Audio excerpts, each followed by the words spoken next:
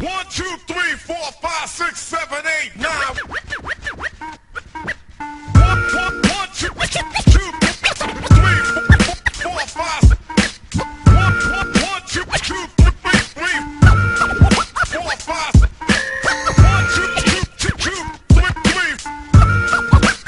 5. 1, 2, 3, 4, 5, 6, 7, 8, 9.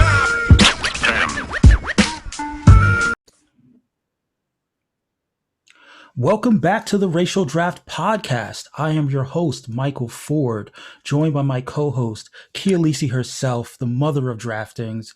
Kia, how's it going tonight? Hey people, what's going on? Kia's bringing the voices today. I love it. Yes, it's just, Shake. Do you hear it? what does that sound? Sound of narcotics. No, I'm just kidding. That was my this is my what do you call it?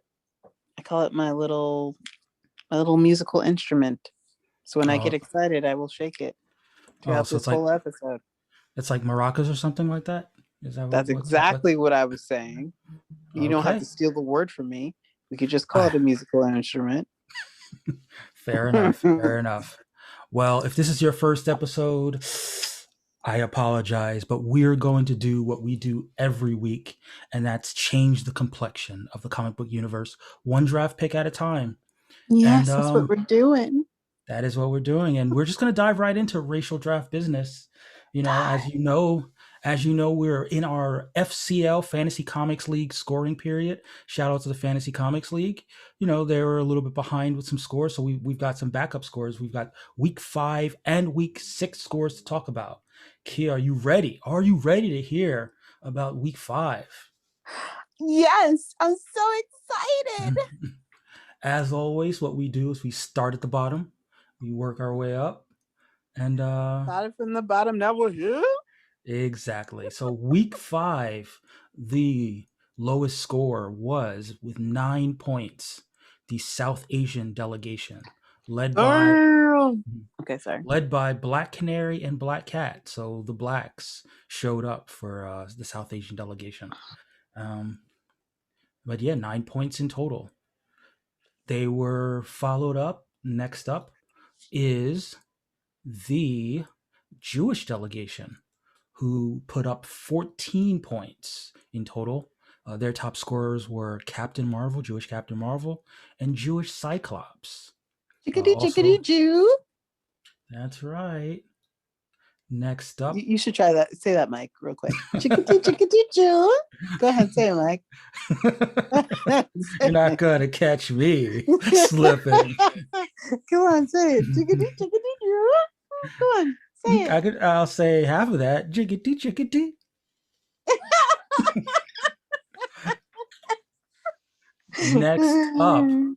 Next up is the Native American delegation. And the Native American delegation, stay tuned for the Native American delegation. They scored 16 points in week 5, led by Lex Luthor, who put up 10 points. Ew. And then the other 6 points were put up by Danny Moonstar. So there's your 16 points for the Native American delegation. Yet again, not another last place finish for the Native American delegation. Things are picking up. Mm-hmm. Next, with 18 points, the Black delegation, led by Laura. Still no Krakoa points. Led by Laura Kinney, aka X-23, aka Wolverine, with 10 points. Next up was Black Panther with 6 points, and the last scorer was Professor X with 2 points. So 18 points in total for the Black delegation.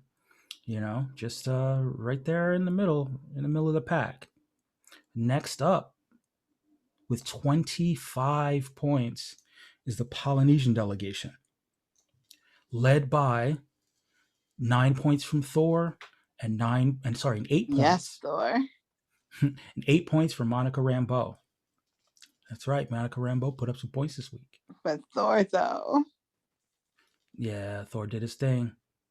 Yeah, Thor always puts it down. He always puts on the hammer. That's right. You know what that's all about. Mjolnir. Put both hands on that hammer. Mm-hmm. Bring the thunder. Yes, and the lightning. I was lightning before the thunder, thunder, thunder. Okay, sorry. Next up with 26 total points is the white delegation, led by 15 points from Superman, 6 points from Wally West, and then Cool Whip. So 26 points for the white delegation. Still on a little bit of an upswing. Now we're into the heavy hitters, the 3 top scorers of Week 5. The results may surprise you. Third place is the East Southeast Asian delegation with 35 points, led by 15 points from Captain America, Yep. and 9 points by Silk, and 6 points from Peter Parker. That R&B rapper is real. Also, Mephisto. He may not show up in your favorite Marvel shows, but he may fist you.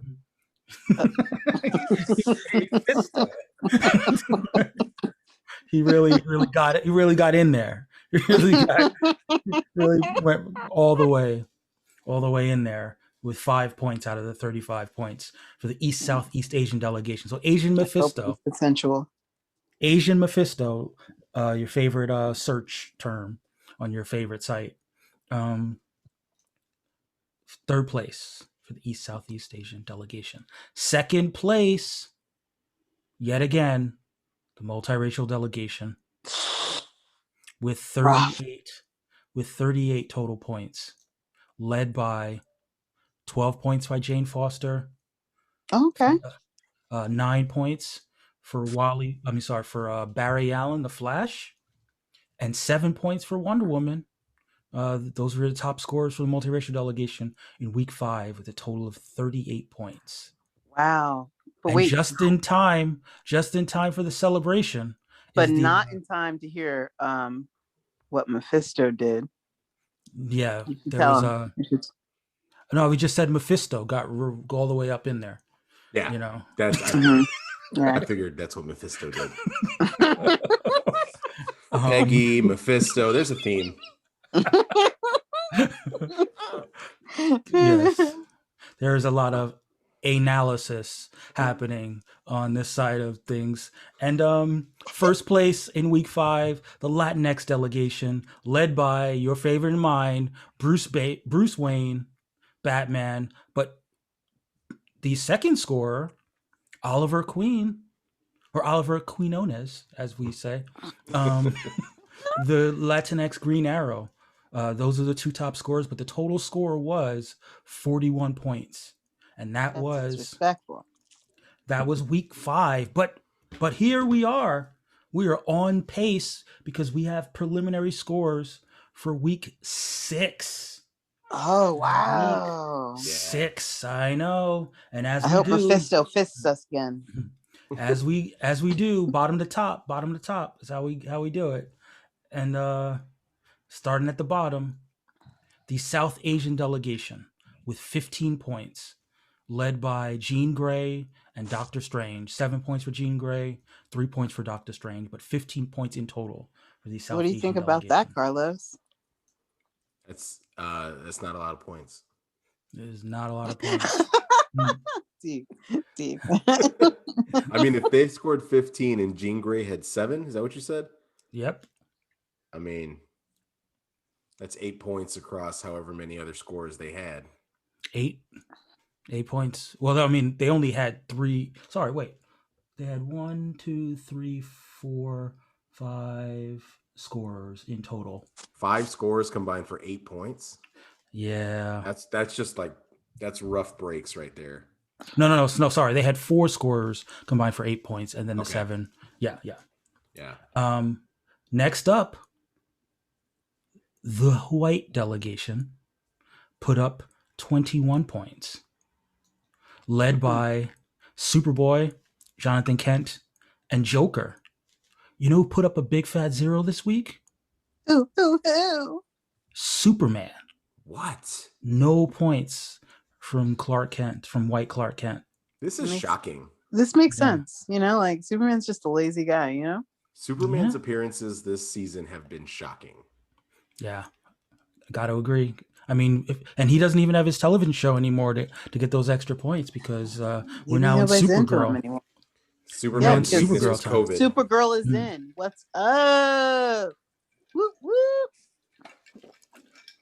But next up, with a total of 28 points, the Black delegation, 7th place, led by Black Panther with 10 points. Can we call it the Negro delegation? Is like that okay with you? I mean, Maybe they are at in the back of the bus, so. Oh, yeah. I guess every time the Black delegation doesn't finish in the top half, they will be called the Negro delegation. We won't stand for this. Get it? Yeah, no reparations for you. No reparations for you. Yes, but second, the number 2 scorer, America Chavez, Black America, second place scorer. So 17 points for the top 2 in total, but 28 points overall for the Black delegation. Next up, let me just make sure I have the score correct. 32 points for the Jewish delegation, led by the Hulk, then Captain Marvel, then Cyclops, then Joe Malayan, the Green Lantern. 8 points, 7 points, 6 and 6 for those 4 top scorers. And then rounding out is Barbara Gordon with 5 points for the 32 points in total. Hey, Carlos, when the Jewish delegation comes up, we now have a tradition. We say, jiggity, jiggity, Jew. So go ahead. You can say it. No. Nope. I give you permission as a Jew. You can say it. Go And ahead. since you speak for all Jews, I do speak for all Jews. famously a monolithic group, the Jews. Yes. I speak for all of them. Yeah, just when the Latinx comes up, you can totally say "ay caramba." That one's on me. If the Jewish, okay, I will totally, when the Jewish delegation comes up, just go L'chaim. I'll do that. No jiggity, jiggity, Jew. I'm not saying that one. Nope. I don't care how much of a Will Smith lyric that sounds like. I'm not doing it. Next up, the Polynesian delegation. Shout out to Tamati. 34 points, led by Thor with 13 points. He's just followed slapping by his thunder around. Ooh. Just letting that thunder dangle. Make it clap. Make it clap, Thor. Make it clap. Followed by Iron Man and Storm, with a little bit of a pitch-in by Silver Surfer and Rogue for 34 points in total. I will never forget thinking we were going to get Iron Man. Like, oh, it's only Tamati ahead of us. There's no way he's going to draft Iron Man. There's nothing elemental or mysterious or mystical about Tony Stark. Tamati threw us some curveballs I was this like, year. whoa, oh, the one guy I didn't think was going to draft Tony Stark. Yeah. Next up, I think we're up in the heavy hitters now. We are up in heavy hitters. And surprisingly, next up, the Latinx delegation. Yeah. Oh, that sucks. With 47 points. Led by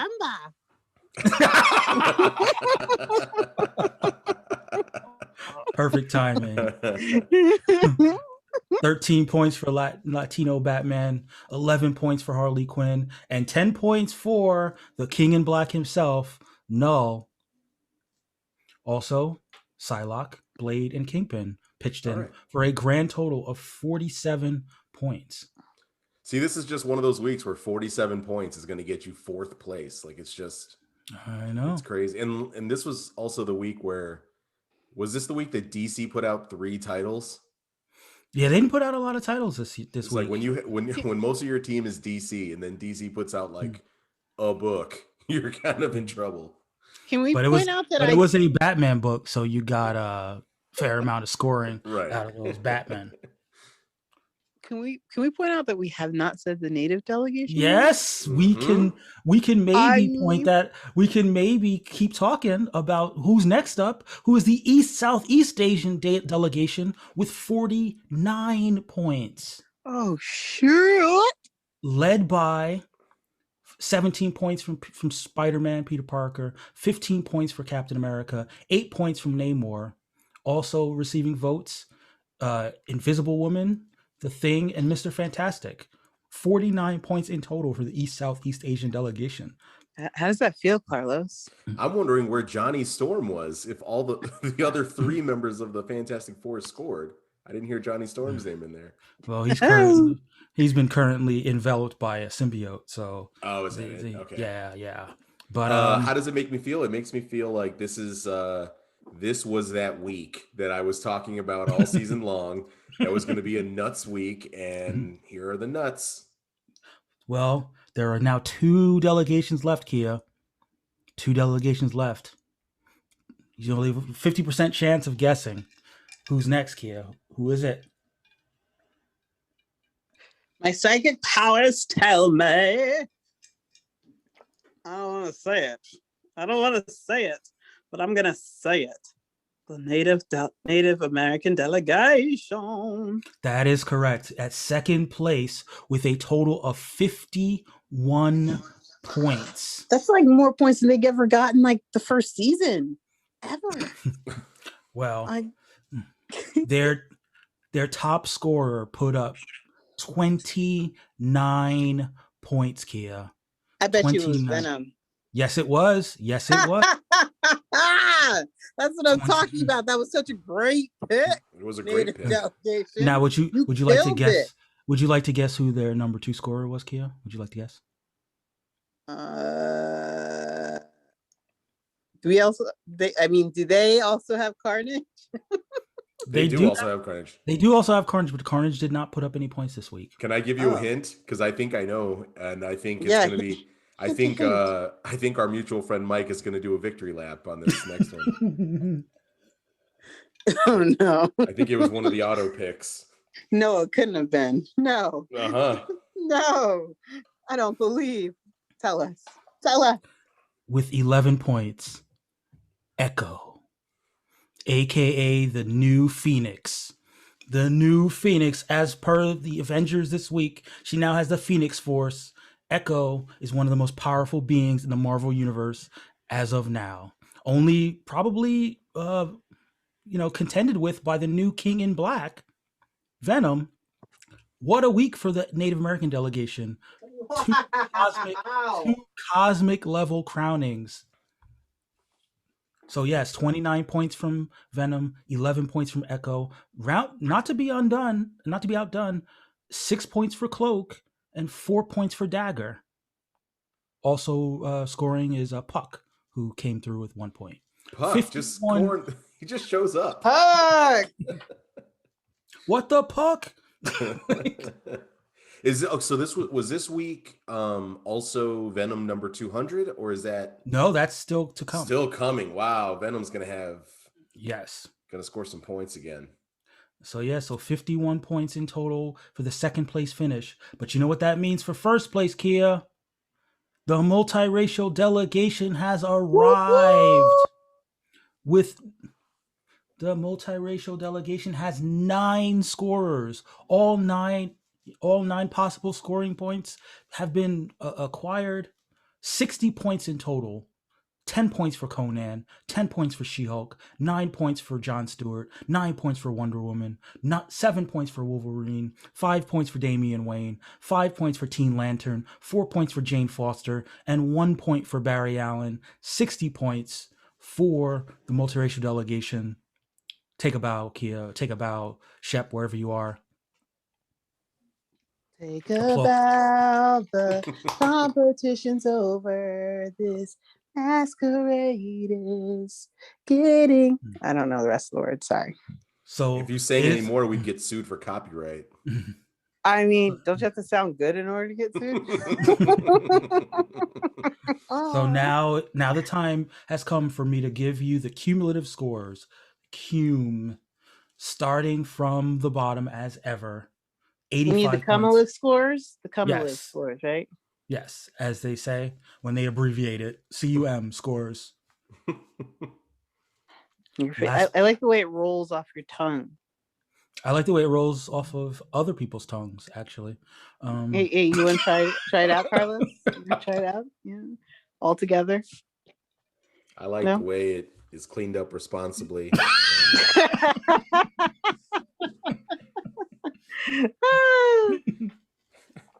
With 85 points in total, the South Asian delegation currently in last place. Next up, the results might surprise you. With 106 points, the Native American delegation. Wow. Wow. They have 106 points and they put up 51 this week. Yes. Wow. This is a big week. This was a big week. Next up, with 122 points, the Jewish delegation. L'chaim. Jiggity, jiggity, Joe. Next up, with 149 points, the Polynesian delegation. Yes, yes, yes. Next up, with 160 points, the Blacks. The Blacks. Wait, I thought we were doing the other word.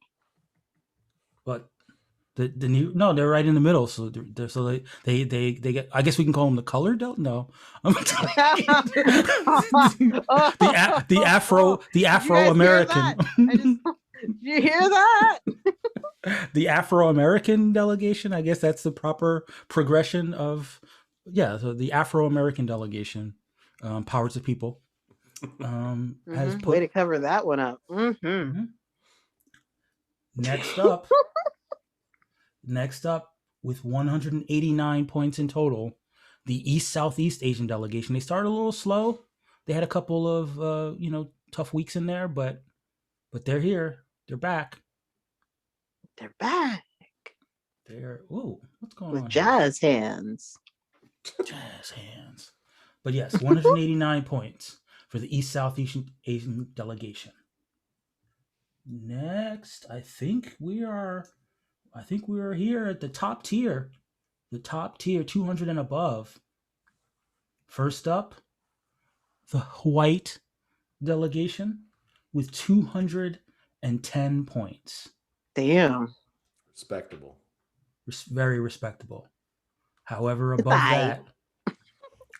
above that, 296 points in total. Whoa.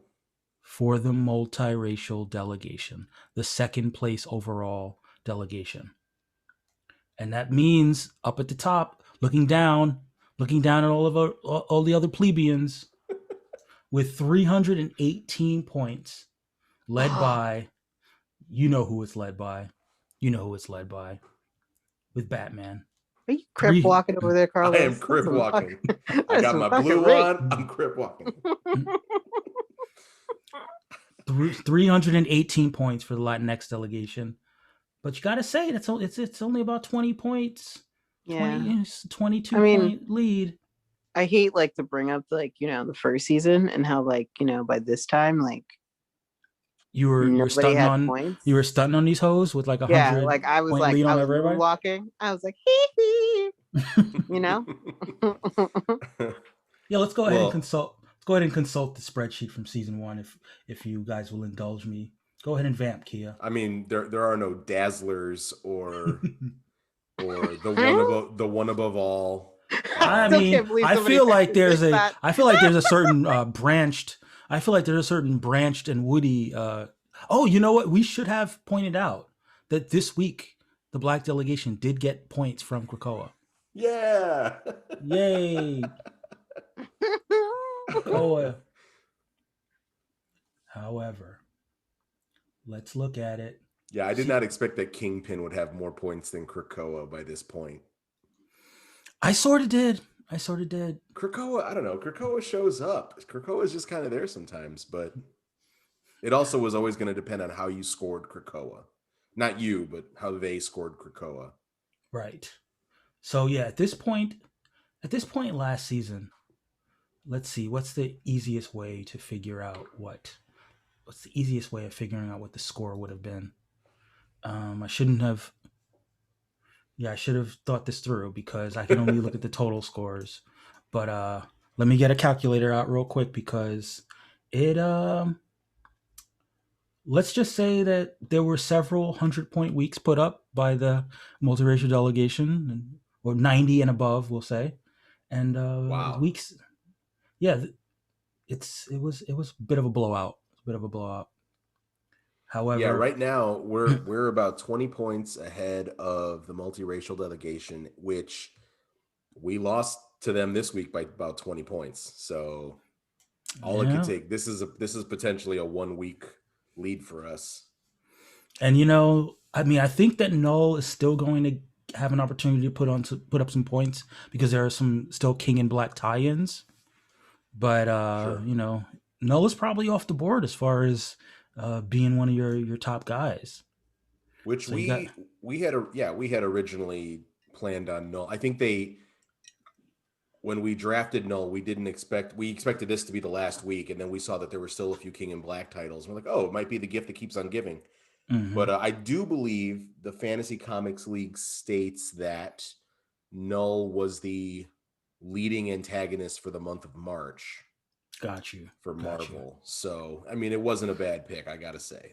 That wasn't, it was a risk that we were hoping would pay off, and it did. I think he scored something like 31 points or something in March.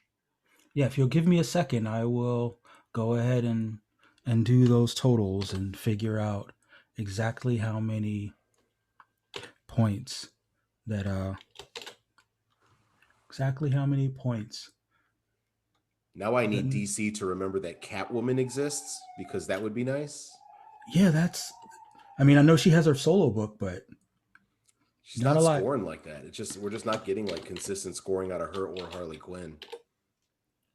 I mean, but you would think that between the Batman Catwoman book and the Catwoman solo book, that she would at least have 2 big weeks per Right. month. Right. And I'm just not seeing it. So, I mean, I'm not going to trade her for Colossus or anything, but Yeah, I mean, only Krakoa should be traded for Colossus at this point. and even then, Krakoa's got more points now than Colossus. Which is so surprising. Yeah. I didn't see that coming at all. All right. This is fun. I'm going to This is compelling radio here. what I need from you guys, both you and Kia. Kia, are you still here? I'm always here. That's just not true. Always here. Always in forever. Carlos, All right. I don't understand why you would say that. You know I'm So here. I'm here for you, dog. you call out a character and I will tell you. Oops. Damn Oops. it. Call out a character and you will tell us. What? Give me a second. I realized I pasted into the wrong column. Oh no. I know. That sucks. Keep on vamping, Kia. Keep on vamping. I mean, Carlos, Yo. talk to us. What's been going on in your universe? It must be a Marvel. What's been going on in my universe? I have a t-shirt company that I've been working with my brother. Oh, plug cool. it in. Plug Yeah. it in. Talk to us. We have Brother Bear Apparel is the name of our company. Mhm. And that is so named because when we were growing up, we were living with my mom, who read us Berenstain Bears books, and she would refer to each of us as Brother Bear. And so when we were thinking up names for a t-shirt company, independent of each other, we were like, we should name it as Brother Bear. And then we both came to the meeting with that name, and we're like, oh shit, I think we have to name it that now. So Brother Bear Apparel is the name of our company, and we are at brobearapparel.com. and we make t-shirts and hoodies, and Fire. yeah, there's, basically when the pandemic started, I started doing digital kind of art stuff on my iPad just to kind of keep my mind from thinking about the end of the world. And some of the stuff I was like, you know what? I wouldn't mind seeing this on a t-shirt. And my brother and I both decided, let's put some stuff on t-shirts. So that's what we've been That is doing. awesome. Thank And you, if you guys thank go to my Instagram, I'll be wearing some of that apparel because Carlos is going to send it to me for free. Oh, And so I can model it for him. see, this is my money dance because Kia said she's going to wear my stuff, which means she's going to buy stuff. I mean, I need to get that Jewish discount though.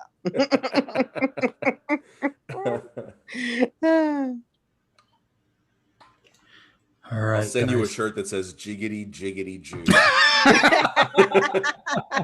Got him to say it. Yes. Got him. I'll Just say get it, but that I'm not. one little clip. I'm saying it, but I'm not singing it. That's not happening. That's all you need. Certainly not going to sing it to myself while washing dishes or this something. whole podcast right here. It's just gonna be Carlos saying. Oh, that's the tweet you're going to put out? Is just going to be Yeah, that's the tweet. It's gonna be Jiggity, Jiggity, Jew. jiggity, jiggity. Can I say that every time Mike says the Mm. white delegation, I will now think of Steve Harvey saying earth, wind, and fire.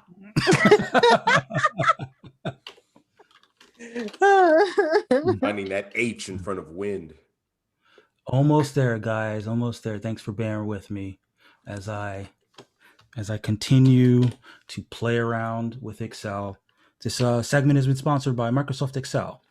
Do you know what concatenate means? If so, start using Excel. How about you, Kia? What's going on in your life?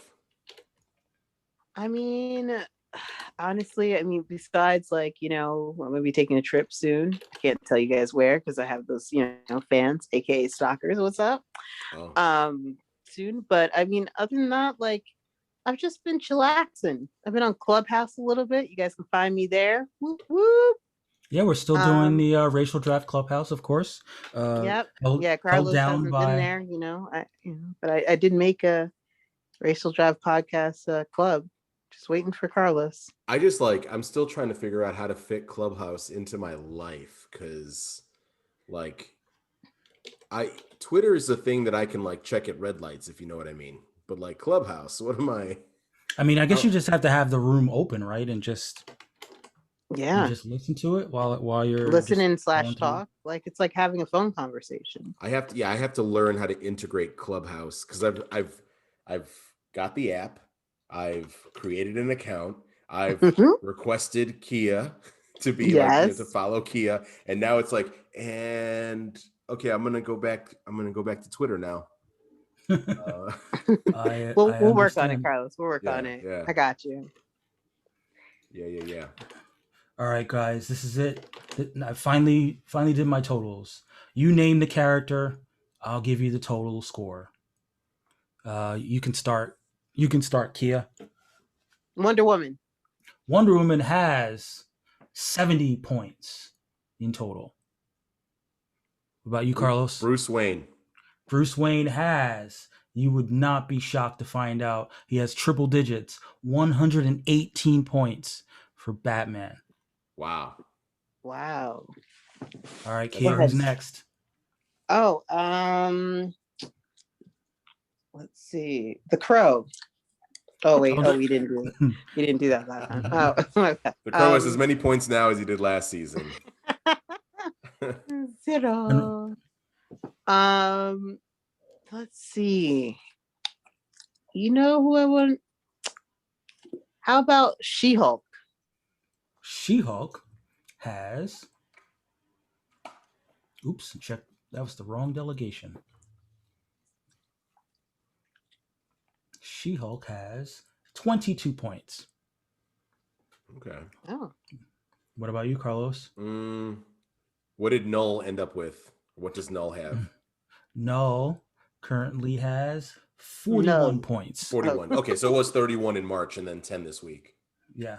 I think Null is the number 2 scorer for the Latinx delegation after Bruce Wayne. Good night, sweet prince. We'll Wow. miss you. So you have the Dark Knight and the King in Black. I feel like the black delegation should feel like certain things are being infringed upon, but so Honestly, it is. now it's going to get real scary for us if Null's out, because if Null's our second leading scorer and we're only leading the multiracial delegation by 20 points, it's going to get real tight, or it's going to be a blowout and they're going to just pass us right by. How much does Wolverine have? Disappointingly low, I gotta say, but there's a Wolverine solo book coming out this week, and he tends to put up big points in those. Wolverine has 49 points in total. Kia, who are you looking for? What's one of the ones that you had to auto pick that I didn't think that was that great? Echo? I know Echo. Yeah, I didn't like Echo mainly because of the name. It's mockery, but whatever. Yeah. No, what's one for the native delegation? Like it was like one that like I think like only 2 people knew about. Like Carlos, I think, had to Google. Trying to remember who's on the Native American delegation. There's Danny Moonstar. No. What was it? Mike, you know what I'm talking about, Mike. That random one that like, like it was like one of the worst auto drafts in history. Are you talking about a Red Wolf? Yep, that one. So Red Wolf has only put up about 0 points. Oh. Okay. Double check it. Just that is in the Red Wolf, in the red for Red Wolf. That was disappointing. I agree. But let's talk more about Echo. Echo, T'Challa. I'm trying to think of your other auto picks. Yeah, let's go ahead and talk about T'Challa, because T'Challa has put up 32 points for the black delegation. Second only to Black Dick, who has 35 points. How about that? Yeah, like read us off the number 1 score for each delegation. Yeah, do that. All right. What Carlos said. Because I want to see like how many, like you just said, T'Challa scored 32 points for the black delegation and is the second leading scorer? Second leading scorer. Okay. So Peter Parker, 74 points Sure. for the East Southeast Asian delegation. Makes Second sense. is Captain America with 48. For the multiracial delegation, the top scorer is Wonder Woman with 70 points, followed by Wolverine with 49. Okay. Nice. Next is the black delegation. I already said that. That's Nightwing, 35, and 32 for T'Challa. So just to be clear there, Null has more points right now than anybody on the black delegation. Again, the king in black has outscored everybody black. Of the black. Don't let that white skin fool you. He's the king in black. So the Polynesian delegation, Thor, with 45 points as their top scorer. And their second score is a 3-way tie for number 2 between Storm, Iron Man, and Monica Rambeau. What? Was that WandaVision points, or did this? No, this season started at the end of WandaVision, right? Yeah, I think they got the one WandaVision point for the first week, but everything else is solid in the comics. Wow. Yeah, because I think she showed up in that mega Black Panther issue, and then she also showed up in the symbiote Spider-Man issue from last week. So, I don't know what happened this week with the Green Lantern book, but I just looked at the Fantasy Comic League scoring breakdown, and it seems like a lot like that Black Panther issue. It's just like, have you ever been a Green Lantern? You're in our comic. And it was just like, oh yeah, yes. The There was huge. There was a concave. There was a concave where all the Green Lanterns showed up. That's really dope. Yeah. All right. So next up, the Latinx delegation, where we already know Batman, and then we already know number 2 is Null. Who's number 3? Number 3. What? Red Hood still. Despite Wow.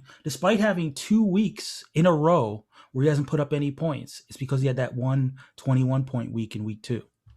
And he's going to do it again next month, or I guess this Next month. week, Yeah. because Yeah. I think Batman Urban Legends comes out this week. Yeah, boy. And I think he's fighting Batman in that book. Yeah, boy. Yeah, so Red Hood will have to step up. I Fill wanted to that, just say random character development things now too. He should be like, I'm dyslexic. And he's like, oh, okay. I don't know what to do with that, Jason Todd. But we get the points. And the Native American delegation, you would not be surprised to find out that the top scorer is in fact Venom He scored like a full quarter of their points, right? Like in 1 week. 29 points out of their 106. That was just such a good pick. Gosh. it was an excellent pick. Mhm. Next is Carnage, number 2. What? Yeah. What a killer pick. Who put up 16 Right, points? Who put up 16 points in 1 week? There is definitely a disgusting. trend. That was the pick that was like, what is this draft doing to me? I hate Carnage, but I was so distraught that we didn't get him. And I may as well say the third place because it's a tie between Cloak and Lex Luthor. Oh, I thought you were going to say Dagger. I thought you were going to say Dagger- Echo. Echo is next, but you know, No, the Echo last- still need. The last few times you've read Cloak, it's always like Cloak with this many points and Dagger with slightly less. It's like, oh, I've never noticed that there's such a scoring discrepancy between. Well, it's Cloak and because Cloak. It's because Cloak can always do the teleport thing. Dagger. Yeah. You know, It's like so always how they get there. So it's like you're Right. right on the board immediately. yeah, it's like if Cloak appears, it's because he's teleporting Dagger. Right. Wait, why in the show did like Dagger get more like, action per se? Because the actress is white. Oh, okay. Just double checking. Wanted Just to ask. checking. But also, like Yeah, if your superpower is that you can get out of a scene cinematically, like you can only use that to leave. Once you're there, it's like, what are you gonna do? Facts. All right, the white delegation with 69 points. Nice. Dinner for two. Superman. Second scorer, Superboy with 51 points. All right. So the supers, they're accounted for more than half of the white delegation scoring. The Jewish delegation's top scorer is Captain Marvel. Number 3, Batgirl. Number 2 scorer is a third round pick, Batgirl. The South Asian delegation's top scorer is Doctor Strange with 20 points, followed by, with 14 points, Iron Fist. Surprisingly low for Doctor Strange, I think. Yeah, I mean, I think there's still room. Does he not have a solo book right now? I honestly couldn't tell you. I know his book ended recently, but I thought, maybe that's what it is. He doesn't have a solo book. He's just getting those points showing up in other people's books. I know he just appeared in a King in Black book. I don't know which of the many titles it was. And I know he definitely Doctor Strange. I know he's currently smashing it down on both Captain Marvel and Elektra. So, Strange is getting strange. But the hoary host of what did they say? But yeah, there you have it. I mean, any other characters you're curious about? I'm trying to think. What was like one that was like, oh, that's interesting, other than Krakoa, which we've been tracking. Well, very disappointing is the fact that Victor Von Doom currently has no points. That's shocking. I too am shocked at the. Well, when he ends up being the power broker, at least there'll be some points on the board. Yes. Next week. Huh. Yeah, I'm surprised that this can't be right. This can't be right. Uh-oh. Yeah, we're gonna have to think about this because was this whole segment for naught? This whole segment might be for naught because the fact that Spider-Woman has no points, that can't be right. That cannot be a thing. No. I will have to get into this. Sorry, listeners. This was all a waste of your time. This was all a waste of your time. These scores are all subject None to of this re-review. has mattered. None of this is real. Oh, as it turns out, doing a fantasy league based on fictional accounts of hundreds of heroes is difficult. Yeah, exactly. Thank you for saving me, because I refuse to believe that a character that has her own solo book and their book has come out. Oh no. I am putting my fist up in the air at the Fantasy Comics League right now, because look, 22 points for the East Southeast Asian delegation from week 3 that was not put into my spreadsheet. Oh. Great. All of a sudden, the East Southeast Asian delegation has moved into first place. Oh, I see what happened. I just accidentally put her points in under Sue Storm rather than under Spider-Woman. So, Got it. whew. I was like, how the hell? All right, so 22 points for Spider-Woman, which means that Sue Storm only has 4 points. So she's had a very disappointing week. Or That's disappointing month. But Fantastic Four comes out this week, I believe. Okay, well then, please hold. How about Miles Morales?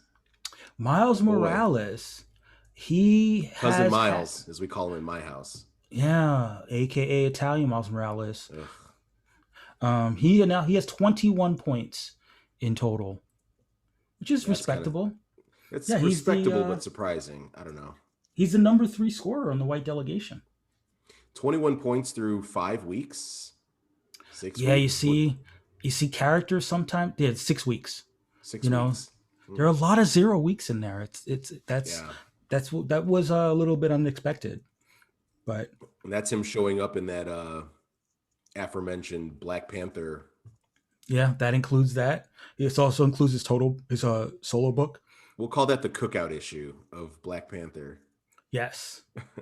Not to be confused with the cookout episode of Falcon and Winter Soldier, which we plug for the Falcon or the Winter Falcon reactions episode, where we talk at length about all the characters who will be in the cookout episode. So let's hope that all those characters show up so that all those characters can get bonus points.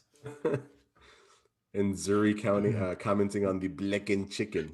The blackened chicken powers have been taken away. Stripped away. Well, this is as good a moment as any to transition into this week's supplemental draft. Kira, are you hyped for the supplemental draft to find out the picks? When you get off of mute? Yeah, about that. I was talking and I was like, yeah, I'm really excited, blah, blah, blah. And then I realized that I was on mute. So yeah, I'm so hyped. Nice. Do you hear my voice? I'm feel as hyped as Carlos's face right now. I understand. I see the hype. All right. Starting off, the first pick of the supplemental draft, Lance Hunter for the South Asian delegation. Kia, have you heard of Lance Hunter? Come on, Mike. You know I have not. I mean, that does sound sound like a porn actor. I'm just saying. I mean, Lance. Yeah. Lance Hunter, who's known as the director of Strike. But I'll go ahead and read from the wiki.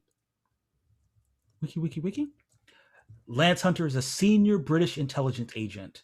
He was created by Gary Friedrich and Herb Trimpe, first appearing in Captain Britain 19. He is the commander and the director of the Strike Intelligence Agency when the Red Skull, blah, blah, blah, blah, blah, blah. He is, his counterpart was S.H.I.E.L.D.'s Nick Fury, and he has done a whole bunch of other things. He was also played by Nick Blood on the Agents of S.H.I.E.L.D. series and the ill-fated Mockingbird, what was it called? Marvel's Most Wanted? Was that the name of the pilot that ended up not getting picked up? But anyway, he is basically British Nick Fury. but he's now been drafted by the South Asian delegation. And there is a fan cast. So get your Googles ready, Kia. Get your Google. Carlos, get your Google. I'm on it. Raza Jaffrey. Wait, say that again. Raza, R-A-Z-A, Jaffrey, Jaffrey, I who know you him. might know from the Spooks spy series. I know him. Yeah. Okay. Also from Homeland. Okay. See, these are shows I didn't watch. What do I know him from? Code I know Black. I know him from The Enemy Within. MI5. Nope. Sex in the City too. MASH. Although, yes, I would know him Exorcist. from Sex in the City too. No, I know him from that TV show about the making of a Broadway musical called Smash that was on Nice. NBC. I just said Smash 5 Nice. seconds ago. Yeah, I know him from that. I was gonna my next choice was gonna be the movie called The Rhythm Section, which I continue to laugh at because they cast a white woman to be the star of The Rhythm Section, and that course. offends my sensibilities as a black man. But what do the people think of South Asian Lance Hunter? 85.8%. 85.7%, sorry, approval rating for South Asian Lance Hunter, including 42.9 strongly approve, 42.9 somewhat approve, and 0% somewhat disapprove, and 14.3% racist, Yeah. strongly disapproving of South Asian Lance Hunter. I dig this casting choice. Like I could see it. Absolutely. Thank you very much. On behalf of the South Asian delegation, of course. Next up is the Jewish delegation. L'chaim. Yes, and they selected the artificial intelligence / robot Jocasta. And they had a fan casting as well for Jocasta. Evan Rachel Wood, who you might know from Westworld, where she also plays a robot. Yes. Here, I guess you're familiar with the actress, but are you familiar with the character? I'm going to take that as a no. So I will read from the wiki. Wiki. Keep asking me again, Mike. Keep asking me that bullshit, huh? Keep asking me, Mike. See what happens. I mean, you're the co-host on a comic book podcast. Oh, Oh. with the shots, huh? Shots fired. Shots fired. Once the bride of Ultron, Jocasta became an honorary member of the Avengers after years of loyalty and sacrifice. She was also part of the Avengers Academy. She was created by Ultron to be his mate. He transferred the life energies of Janet Van Dyne. So she has the personality of Janet Van Dyne, the Wasp, in this android form. But then, of course, she developed a personality of her own. She rejected Ultron's advances, became a character unto herself. She was named after the mythological queen Jocasta from Oedipian tradition, which, again, everything about Ultron is problematic. I'm gonna name my girlfriend the mother that Oedipus slept with. Sure. And I'm gonna use the wife of my father as the personality that I'm going to create. Sure. So we already know all of Ultron searches on Pornhub. It's all I'm saying. To be fair, it doesn't matter what your search is on Pornhub. You're getting stepmom porn. It doesn't matter. Yeah, fair enough. Oh, your thing was pizza delivery boys? Well, guess what? This pizza delivery boy is also the stepson. What are you doing? This has been Porn Corner for the week. Thank you, guys. Nice. This was brought to you by our OnlyFans, the facial draft. But yeah, what do the people think about this pick? 70% approval rating for Jewish Jocasta. including 40% strongly approve, 30% somewhat approve, 10% somewhat disapprove, and a full 20% anti-Semitic. Wow. I can't believe that they're both anti-robot and anti-Jewish. Wow. You'd think we would have come so long in come a long way in the 21st century, but we haven't. Anti-sentient. There's a word there. Hold on. Sentient and Semitic. Put it together. It's that word. Sentiemetic. I wonder with the disapproval ratings and the approval ratings, how much of it is like, have I ever heard of this character before? Mm-hmm. And how much of it is the fan cast? Like how much, I'm gonna hope. I'm in a hoping feeling today that I'm just gonna hope it's not racism. I mean, I wish that the people who were anti the pick would chime in on social media as to why they were anti the pick. That you know, even if it's a Megyn Kelly, Santa is just white defense, like it's like robots can't be Jewish.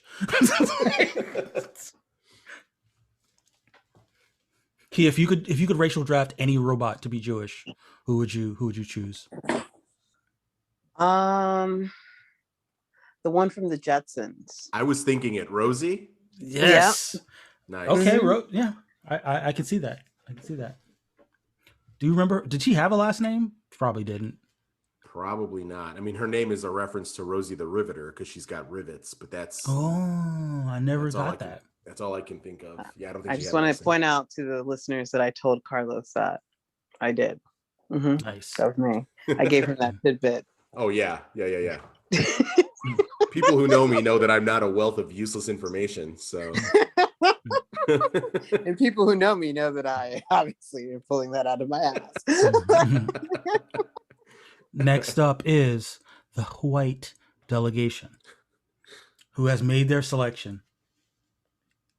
You might know her by one name and one name alone. Martha. Why did you say that name? Why did you say that name? Why did you say that name, Kia?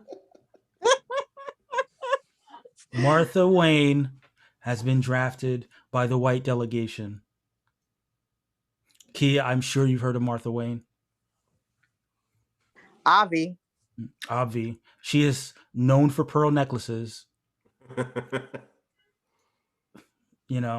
getting shot in the face as the mother of Bruce Wayne. Is she the most famous dead woman in cinema? Like, she's died more times on screen than any woman ever, right? I mean, what about the Black Dahlia lady? No, I don't even remember her name. Honestly, like, you would have to be thinking. I would think maybe a historical figure, like, or maybe like Juliet. Like, it's honestly like it's that high a level. But Juliet wasn't even murdered. I'm trying to think of like, most famous murdered woman in cinema. Definitely most famous murdered woman. It's like her and Gwen Stacy in comics. Yeah. But yeah, Martha Wayne dies. Like, that's like a prerequisite. And now we do the Martha Wayne death like we do the Passion Play for like at church. It's like and now that, like, we can thank Zack Snyder for making the word Martha the most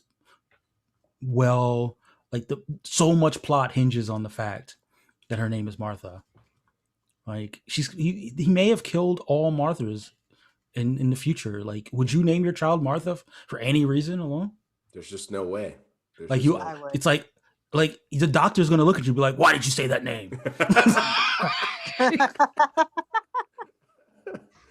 Yeah, it's they were so proud of themselves when they're like, wait, both of their moms are named Martha. Yeah. She was created way back in Batman #1, 1937. Wait, 1937, right? Or was it 1938? I think it might have been 1938. Created by Bob Kane, Bill Finger, and Gardner Fox. Which probably just means Bill Finger, but let's roll with it. let's spread the creator weight around. Yeah. Now, here's the thing, as the possessor of the Batman power because of the draft. How do you feel about Martha being a white woman? How do you reconcile those factors? I guess, our Batman is a Spaniard, so Oh, so it okay. works. It actually kind of works out. So So she just moves to Spain, learns to speak a little Spanish, and then comes back and you know. Okay, you I get got it. you. Yeah. I got it. Nice, nice. What did the people think about Martha Wayne being a white woman? A dead white woman who inspires someone to dedicate his entire life to avenging her. You'll be shocked to find out. 100% approval rating for white Martha Wayne, Kia. Wow. What do they think her name was? Karen?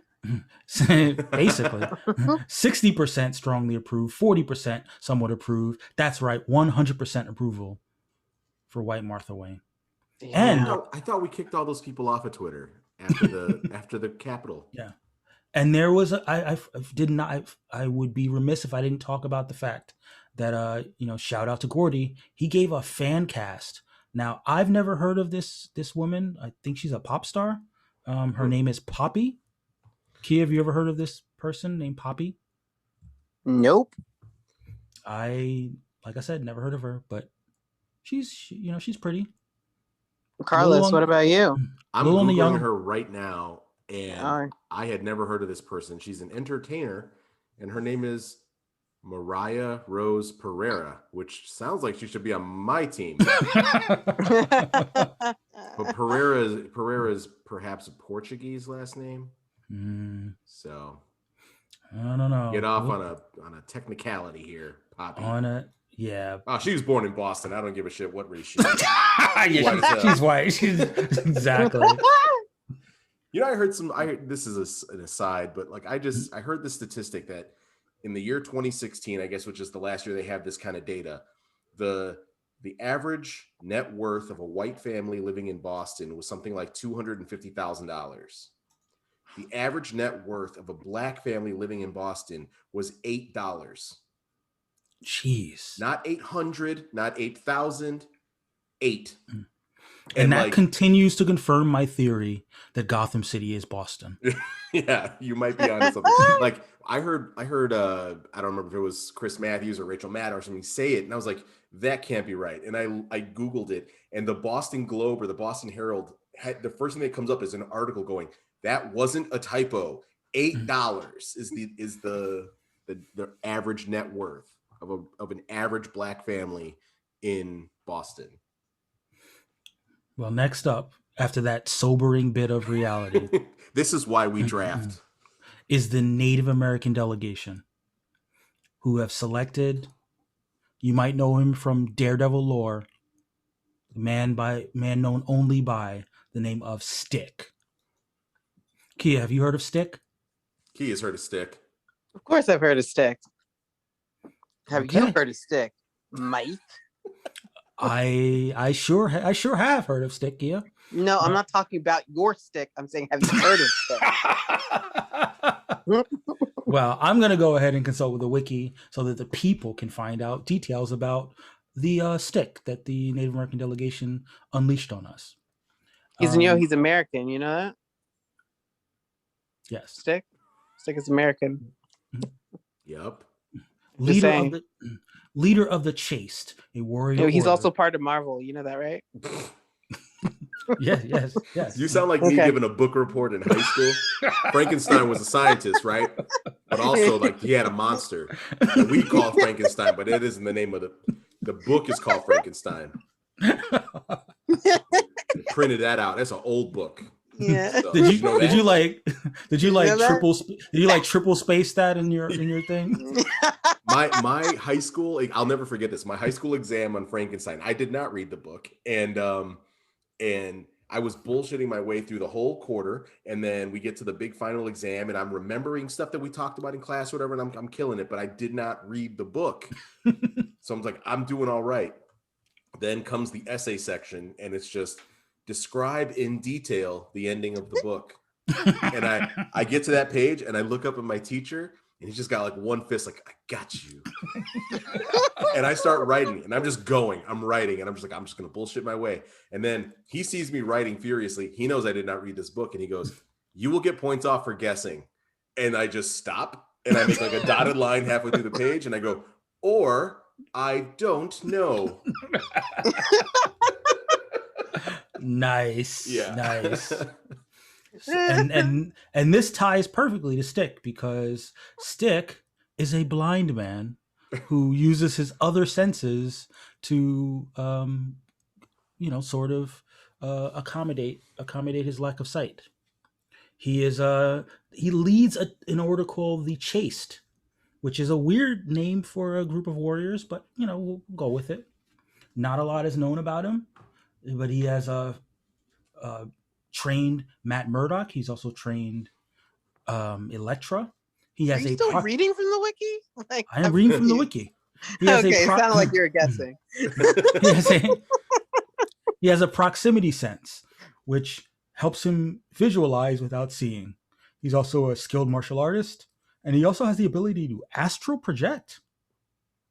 I didn't know that. Yeah. Yeah, but I guess it kind of makes sense. Mm-hmm. You like talk to his students. But yeah, Stick. He was played by was it Scott Glenn in the Netflix series? Yeah. But he is now part of the Native American delegation. There was no fan casting, but I'm sure we can fan cast in our minds. Kia, what's that one like? That really skinny guy that has a really big penis, and he's like in all those like movies. He's a skinny guy with a really big penis. Okay, so he's really, really thin. Like, who's his stepmother, Kia? Huh? Who's his stepmother? I'm gonna find him because make sure you Google him. Skinny guy with a really big penis, and incognito, please. Yes. Incognito mode. You don't want those cookies. Yeah, but while we're at it, I'm gonna go ahead and fill you in on the disappointing results. The disappointing results from the people. 50% approval rating from the people. It's whack. 0% strongly approve. DJ Qualls. He's not Native American. Native American? Oh, well, I just thought he was skinny and American, so I forgot. Yeah, whatever. I have one. Well, keep going with the approval ratings. But he would be good if he wasn't Native American and just playing the actual part. I'm just saying. So maybe he was playing an actual stick, maybe. Yes. Yeah. I mean, but is it because of the really big penis? Is that what we're talking about right now? If that's it's like, are you gonna do like John Holmes as Stick? Is that where we're going? Peter North as Stick? Anyway, 50% somewhat approve, and 50% strongly disapprove. That's crazy. Well, yeah. I mean, it's sad. It's sad, But all right, Carlos, lay out the fan casting on us. His name is Wesley. Lay out the fan cast. I don't know if it's Study or Studi, Studi. He just randomly Googled Native American actors. Of course I did. I want to make sure the person I was naming was Native American. I mean, I could not see DJ Qualls. I could see. Well, look, I'm just saying he would have looked right. You know what? I like it. Wesley Studi. It is. Thumbs up. Kia, did you know that Stick? That the guys who created Teenage Mutant Ninja Turtles were huge Daredevil fans, and they created the origin story of the Ninja Turtles is basically like the chemical that blinded Matt Murdock seeped into the sewers and then turned the turtles into mutants, basically. Mm-hmm. And that's why their leader is named Splinter. Like it's a play on the name Stick. Did you know that, Kim? I mean, I don't know why you're reading from my journal there, Carlos, but I guess what I should say is thank you for texting that to me so that I yeah, can say it out loud. exactly. Yes. I'm glad you let the listeners know. That's exactly what I did, guys. Yeah. That's exactly what I did. Well, that brings us to the Latinx delegation. They're Why testing. is Carlos so excited? It makes me so There's happy. nothing to be that excited about. Oh no, this is so good. Yeah. They selected. Kia, have you heard of from the Doctor Strange mythos, Wong? Wong? Have you seen Doctor Strange the movie? Yes, Avi. You know the other sorcerer who lives at the house? Oh yeah. Wong. That's Wong. Yeah. Wong is now Latino. And there was a fan cast for Wong. Luis Guzman. Kia, go ahead and hit your Google for Luis Guzman. You have definitely seen him. Oh yeah. Everybody has seen Luis Guzman. He was in Bruno Mars's music video. Is that right? Yeah. Ooh, I got a fistful of your hair. You tell me that I'm scared. Gorillas. Luis Guzman is in the Gorilla. Yeah, he's like, yeah. When he introduces the stripper, that's like really the main like girl and the whole thing. Yeah.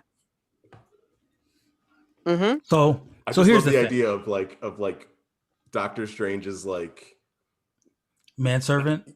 yeah, manservant, co-sorcerer being Luis Guzman. I So love I his just little face. I just gotta ask though. I gotta ask, like, how did he get the name Wong?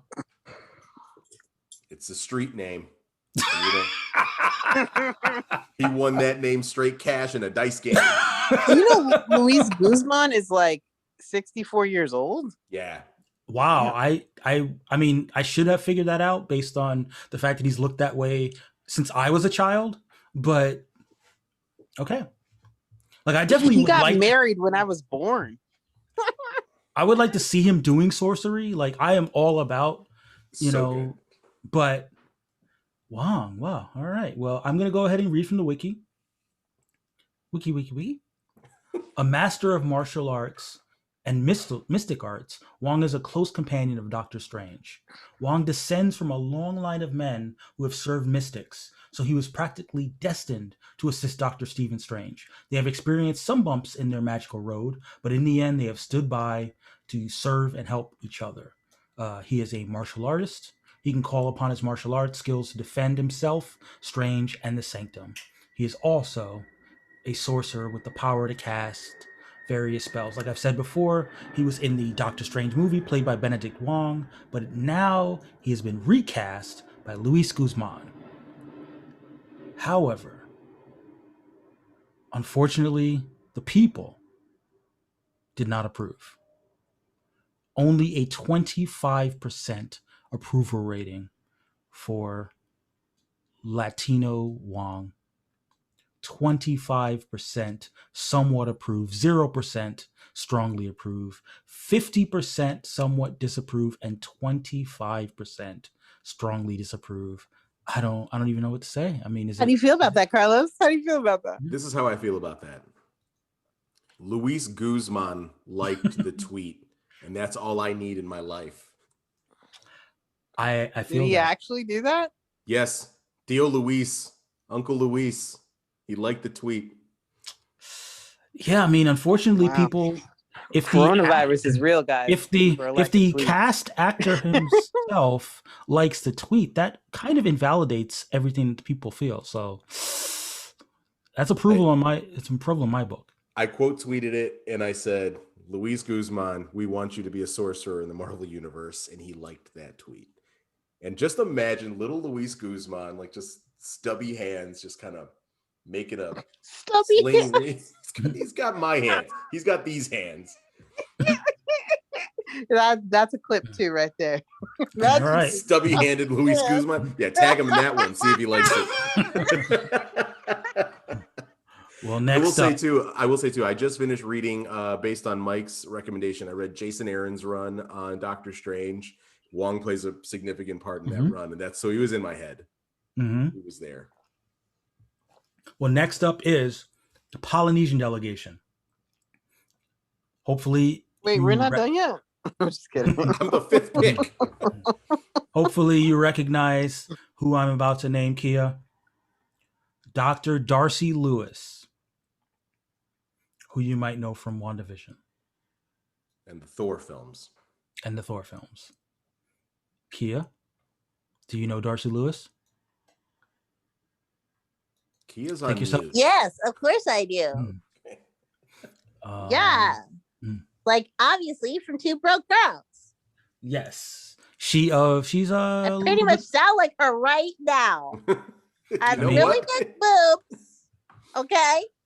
I'm I'm really I'm a, smart. Like this is what Wanda's doing. Listen to me.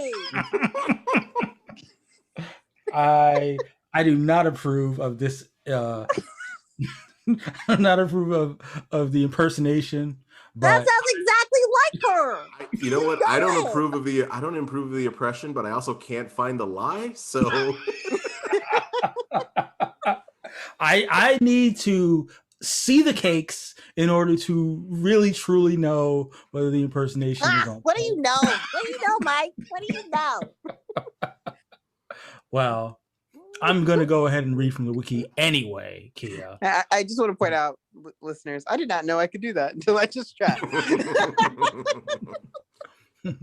Dr. Darcy Lewis is a former student of political science at Culver University who became an intern for Eric Selvig and Jane Foster's assistant. While working with the scientists, Lewis came into contact with Asgard when Thor arrived on Earth, only to be followed by the Warriors 3, Lady Sif, and the Destroyer. Lewis and Foster became focused on understanding the Bifrost Bridge, and when Thor arrived to Earth, Lewis assisted him in his war against Malekith and the Dark Elves. Returning to school, Lewis eventually graduated with a doctorate in astrophysics. Years later, in the aftermath of the blip, Lewis was recruited to take part in a government operation headed by Sword to investigate a mysterious supernatural phenomenon occurring in Westview. Lewis herself discovered that the town was actually trapped in an illusion reminiscent of past sitcoms and that Wanda Maximoff was the culprit.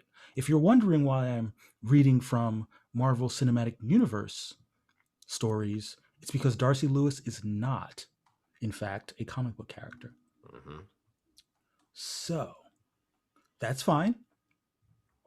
However, she has been recast by Tomati of the Polynesian Delegation, Maori actress Keisha Castle Hughes. So I will give you a moment to do your Googles. And Oh, I wait know for her. it. I don't need to look her up. Kia, your thoughts Again, when you after you take Unmute. yourself on her Google's loading. That's what's going on. Are you serious? Like I hate the fact that I'm still on mute. Gosh. No, she's really cool. Good job. nice. She was on Game of Thrones, wasn't she? Yes, she was. She's one of the Sand Snakes. Mm-hmm. Well, the Mhm. people gave a 92.9% approval rating, including 50% strongly approve, 42.9 somewhat approve, 0% somewhat disapprove, and 7.1% fucking racist. It's really upsetting. I'm gonna start tagging Tomati in our draft picks just to get Just to get more 92%. approval. I won 92%. I feel you. Next up is the Black Delegation. Are you hyped? I'm hyped. Brr, brr, brr. The Black Delegation. I don't know if you remember, but last week I said to the Black Delegation there was a character that I was surprised had not been drafted. Well, you'll be happy to know that they finally drafted this character.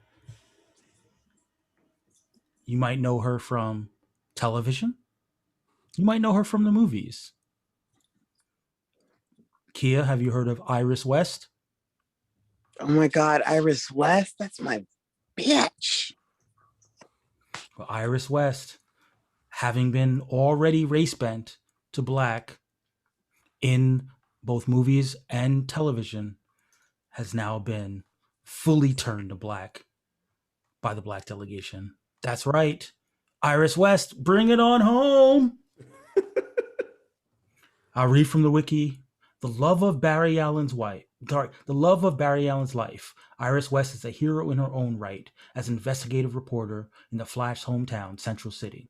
It takes a special kind of person to keep up with the fastest man alive, but luckily for Barry Allen, Iris West is more than up to the challenge. An endlessly driven reporter for Central City Picture News, Iris has been a constant figure in the landscape of Central City and the lives of multiple Flashes. Though time travel paradoxes, cosmic crises, and personal catastrophes, through time travel paradoxes, cosmic crises, and personal catastrophes, Iris's bravery in the face of danger and devotion to doing what is right have made her indispensable to the people who know her, including many of the world's superheroes, despite the fact that she has no powers of her own. She was played by Candice Patton, or is played by Candice Patton on television, and also played by Kiersey Clemens. Clemens in Liz Lemon, Kiersey Clemens in the Snyder Cut, but also in future Flash movies. Both black women, both beautiful women, and now solidified by the black delegation. Kia, what do you think as a black woman? I think that she was already black. She's not black in the comics, though. Facts. All right, well then carry on. Yeah. Good job, I Randy. think they need to hurry up and just do that. Like, just make her black in the comics already. Well, they could just make her like, they could do the thing that they do. They just like every little issue to make her slightly darker. You know, just hire the colorists who are making Storm not quite black, and then like just phase it in. Just reverse it. Just make fold it in. Yeah, every issue she's just because we already know that her cousin or nephew, is the Black Wally West. So she's got black in her family anyway. Mm-hmm. It's just just a little tweak. I know her other nephew is a white Wally West, but they'll figure that out. They can figure that out somehow. Yeah, just I'm looking at this picture right now. She's got a little tan to her. Just could keep the tan. Just keep turning up the tan dial, and then one day we'll look up and it's like, wow, all right, Iris, you're black now. I see you. Exactly. The people, 95.2% approval rating, Kia, including 90.5% strongly approve. That is a huge amount. Carlos was the only person that objected. I just want to point that out. 90.5% strongly approve, 4.8% somewhat approve, 0.0% somewhat disapprove, and 4.8% racist. Yeah. Well, we're not going to talk about the racists. We're going to talk about the fact that we actually got people happy about this pick. Shout out to Doyce Kioski, who said, I think he's black. He gave multiple thumbs up. He said, you did good. That's approval. That's double approval from black people. So there it is. Black Iris West. I approve. Kia, you approve. We all approve. We're into it. Well, I don't know about Carlos. I just picture like the fictional black Twitter, just like, bring our girl home. Come on. Yeah, exactly. That's it. Yeah, I approve. Thank you, Kia. I should have tagged. Candice Patton and Kiersey Clemens. Clemens. Roger Clemens, Kiersey Clemens. Thank you. I don't know how else to get this in there. Why can't I find Kiersey Lemons? Keep trying to tag her. All right, that brings us to the multiracial delegation. Shout out to Shep. This was surprising for me, but I'm going to rock with it. I am definitely going to rock with it. This character, I'm going to see if you've heard of this character, Kia. Have you heard of a character? Why Kia? Yeah, there's another person on this podcast. I know I'm going to ask Carlos after, but I'm going to ask you first. Have you heard of a character named Dum Dum Dugan? Oh, Dum Dum Dugan. Yo, that is my person. The stash is everything. Nice. Oh my gosh. Yes. Nice. Mm. Your Google picked up fast, huh? This time? Actually, Well, one of the things that I know his alias is Libra, but I mean, these are just fun facts that I know in my mind, you know? Yes, actually, I know because he's like one of my favorite guys, like in terms of like who played him. Mhm. He's one of my favorite actors. I forget his actual name, but he's like usually is that really Neil pale, McDonough? but then he got like red for this character. So it was kind of awesome to see him with a little bit of color because normally he's like really like opaque. Yeah, yeah, I that do was love Neil that you're McDonough. reading the wiki on the right side of the page of Google and just being like, I've loved him ever since his birthday on April 11th, 1912. Well, I'm gonna go ahead and read from the wiki. Dum Dum Dugan served with Nick Fury's Howling Commandos during World War II. Neil McDonough. Yes, he later became Fury's second in command at S.H.I.E.L.D. and one of his closest friends. Dugan has been struggling with identity issues since he was revealed to be an LMD. I'm not sure if they've changed that because we've seen Dugan in the most recent issues of Outlawed, where he's been chasing after teen heroes. But like you said, he has that mustache. He's been distinctive. And the multiracial delegation, in quite the twist, they cast him to be African and Irish, hence the Dugan. And their fan cast was everyone's favorite, Jamanuntu. Kia, I know you know who Jamanuntu is. My grandfather. That's actually my grandfather's name. Jamanuntu? Mm-hmm. Okay. I'm not going to ask you to explain that. No. But I would love to see Jamanuntu with that kind of stash. He's So, another yeah. great actor that was kind of wasted by the MCU. But the weird thing is that they brought him back both in playing the same character in Yeah, they wasted him twice, is what I think. Yeah. Basically. They were like, we're gonna waste you. I mean, in much the same way that they wasted what's his name? Ronan the Accuser. Right. You know, they were like, hey, we can do a two for one for wasting you. Yeah. But he does have one of the more iconic gifts that still finds a way to be a meme, which is when Peter Quill tells him what his name is, and he's like, "Who? Who?" You know. But yes, Jamanunsu, aka Dum Dum Dugan, and the people gave it an 85.7% approval rating, including 71.4% strongly approve, 14.3% somewhat approve, 0% somewhat disapprove, and 14.3% racist. I mean, is there another word for that? Like, Prejudiced, bigoted.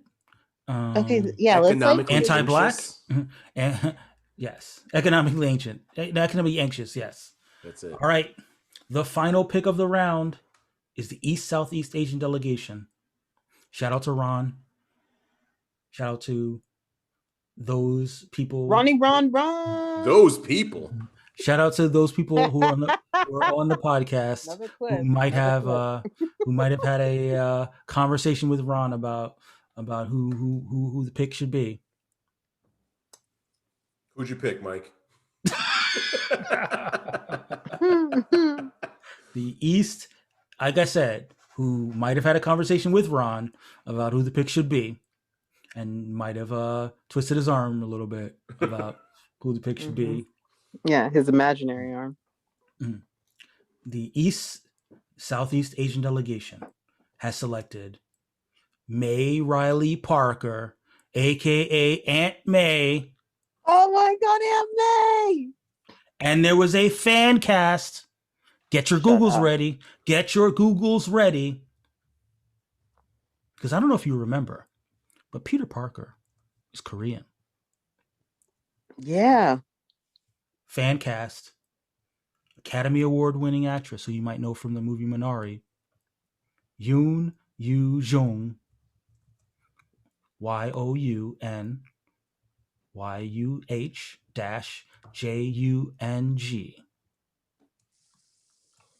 Aunt May for the East Southeast Asian delegation. She's perfect. Okay. Yeah, that's great. Good job. Academy Award nominee who may win. Yeah. East Asian, Korean, Aunt May. I'll go ahead and read from the wiki. Peter Parker's aunt by marriage and one of the most important people in his life. May Riley was born in an unstable family in Brooklyn. She had a rough childhood, often seeing her parents tearing each other to pieces. Life was a nightmare. The tension between her parents rose day by day until her father made a decision. He left home. May thought even if she could not see her father again, her life would be better without these quarrels. May's mother blamed her leaving on May. Moreover, the mother always told May that she was a burden. Every day of her childhood, May heard hurting remarks like that. She wanted to become liberated, but she would have to become a young woman before she could. The only positive thing she remembered from her childhood was that she would become stronger psychologically. She was created by Stan Lee and Steve Ditko in Amazing Fantasy back in 1962. She married Uncle Ben and adopted her nephew, Peter Parker, the greatest superhero in superhero lore, and raised him up to be the best character. Aunt May is now Korean. Peter Parker. What did the people think? What do you think the people thought, Kia? I think that only like 62% actually liked it. Well, the people gave it 93.4% approval rating. So only 2 people voted. How do you do that math, Kia? 66. So how do you do that math if you get 93%? If 2 people voted, it's either 100% or 50%. 66.7% approval. We're going to cut that out. 66.7% strongly approve, 26.7% somewhat approve, 0% somewhat disapprove, and 6.7% racist. And in this time, right now, to be racist against Asian people, that's real fucked up, dog. It's just really fucked up. You know? That's why the person didn't say why they disapproved. That's true. Can you tell who did it? No, I can't tell who did it. So that person's just out there, just out there floating. It's a shame. But I, for one, am happy about this pick. East Asian, Aunt May, you know, gotta say, this has been a great round of picks. What was your favorite pick of the round, Carlos?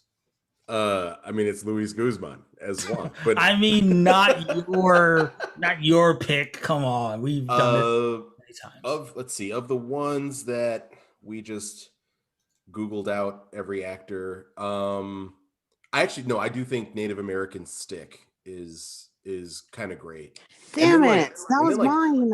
Adding I didn't know about the astral projection stuff either, but like adding like a spiritual astral side to that character kind of also now works even better than I thought it did originally. What about you, Kia? Well, I mean, other than stick, what was your favorite? Can't say stick. I only one stick. Well, stick it is. There we go. Yeah. It's 2 for 2 Carlos on stick. stole it from me. It wasn't Darcy?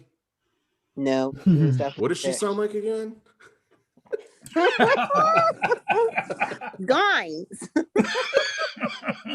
I don't understand why. I'm just like, when you're like, Wanda's doing this, listen to me. It's basically episode 3 of the series. Well, I'm gonna go ahead and say Iris West because That's a good one.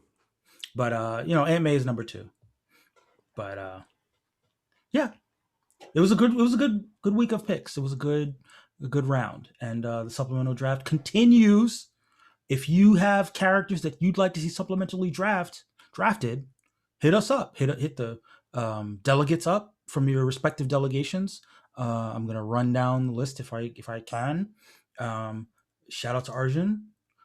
Shout out to Adam from the Jewish delegation. Shout out to Gordy from the white delegation. Shout out to Carlos, of course, from the Latinx delegation. Shout out to Shep, Shep from the multiracial delegation. Damn, I can't believe you forgot about that. Randy from the black Yeah, delegation. Randy from the black. I mean, I was trying to go into some kind of order. Shout out to Joaquin from Native American delegation. Shout out to Nina from the Latinx delegation, Nina. who I'm going to try to recruit for the Native American delegation for next season. Honestly, I felt bad. I felt bad that we got her in our delegation because she was eligible for both. That's right. But yeah, did we forget anybody? I don't think we did. No, we did. We didn't say 9. Oh, we didn't say Who's Ron. the East? Did you say Asian? Gordy? We didn't say Ron from the Southeast Asian There it is. delegation. Yeah, but listen, if you'd like to be part of the delegations, hit us up. Hit the Racial Draft Pod on Twitter, or hit me up, MTFIII on Twitter, and we will talk. We can, open up the delegations because there are multiple representatives, multiple opportunities for you to get on the podcast and talk about, what you think about who your favorite characters. We're going to do some tweaks in season 3, so stay tuned for that. Stay tuned. But now's the time to talk about the news, the nerd news from the week. We don't have a lot of nerd news, but we did have a pretty big story, and I'd love to hear what you guys think about this story. This comes from our friends, well, not anyone's close friends, but the Hollywood Reporter. Netflix signed a deal with Sony to be the streaming partner in a multi-year deal starting in 2022. Obviously, Spider-Man is part of this Sony deal, and they've got a movie coming out in December, which means that the new Spider-Man movie, aka No Way Home, will not be officially part of this deal, but they have the position to license that movie. But future Spider-Verse movies, including the sequel to Into the Spider-Verse, including the Morbius movie, will be part of this Netflix deal. Kia, do you have any thoughts about seeing Sony movies on Netflix? I am not opposed to it. Okay. Yeah, I'm not opposed to it. What about you, Carlos? I own Spider-Verse. It's my favorite superhero movie. I own it on DVD, and I did not take it out of the box when it was on Netflix. I watched it 100 times on Netflix. My kids would watch it. It was basically always on, and we never opened the DVD. It wasn't until it left Netflix. I was like, I guess I got to open this thing, huh? And actually get in there and watch it on DVD. So I'm more than happy to see the Sony films going to Netflix, because it sucks when you do a search to be like, what services, is Spider-Verse on, and it's not on anything at the current moment. Then I got to go downstairs to my DVDs and get it out. First world problems. So I have a lot of thoughts about this. The main thing that I'll sort of start with is the idea that, obviously those of us who have Disney Plus memberships noticed that the, Spider-Man Homecoming and Spider-Man Far From Home are not part of the Disney Plus plan. And you either have to spend your money to buy it, or you have to hope that it's on Netflix at the time. So the fact that you have to go outside of the Disney Plus, ecosystem in order to see an MCU movie has always been a little bit weird. What I'm slightly concerned about is that you guys remember there was an issue about a year ago about Spider-Man movies potentially not happening under the Marvel Cinematic Universe because of various shenanigans based on the idea that Sony thinks that while they worked with Marvel before, they might not need to work with Marvel in the future. They had, I think they got about somewhere in the $880 million range when they did the last Venom movie. and they have another Venom movie coming, and they have this Morbius movie coming. There's a part of me that thinks that they think that they can make Spider-Man movies on their own outside of the, um, the rubric of Marvel, and partnering up with Netflix probably emboldens them that much more. I didn't talk about it at length, but in addition to being able to license movies, Netflix will kick over some money for them to make movies specifically for Netflix. Oh, And what that could mean is that some of these Spider-Man projects that they had considered or kicked around that they might not feel comfortable releasing in theaters might be perfect fits for Netflix. I could see over time, maybe even over the next 2 years, them doing a lot more Spidey related projects for Netflix, on the path to saying, you know what, guys, I think we can take our ball and go home and start doing Spider-Man movies on Netflix, or Spider-Man movies in the theaters, but with Netflix as a partner creatively.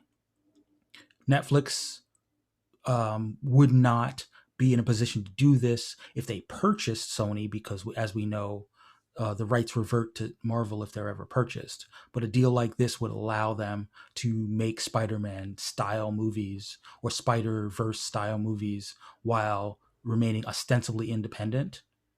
So I'm a little bit wary of that. The other piece of the puzzle that I'm not wary about per se, but I do think would be interesting is that Netflix still has these Defenders characters. They still have these Well, they don't own the rights to the characters anymore. Those rights have reverted, but they still have the shows that they made when they were affiliated with Marvel, when they had a deal with Marvel. If I were Netflix, I would be asking Marvel for the rights to put those characters in my Spider-Man movies so that I could make people more interested in Daredevil, in Luke Cage, in Iron Fist, in Jessica Jones. And I would be, using the fact that I control the Spider-Man license to, to get those characters who are New York based characters, who are street level characters in my Spider-Man film, so that people would say, wow, Daredevil, played by Charlie Cox. I know that guy. He was on Netflix. And then people go to Netflix and they check it out. Wilson Fisk, played by Vincent D'Onofrio. He was also on Netflix. Let's check it out. The Punisher. If I were, given that we know that Marvel has at least explored the possibility of bringing those characters back, played by the same actors, Netflix has something to benefit from that. So, those are two things that I would be, wary about, of just sort of wanting to pay attention to in the coming weeks and months, or sorry, coming months and, year or so. But I'm a little wary because I know that Netflix and Disney don't have a good relationship, and Sony getting into bed with Netflix means that down the line there could be an issue between Sony and Disney.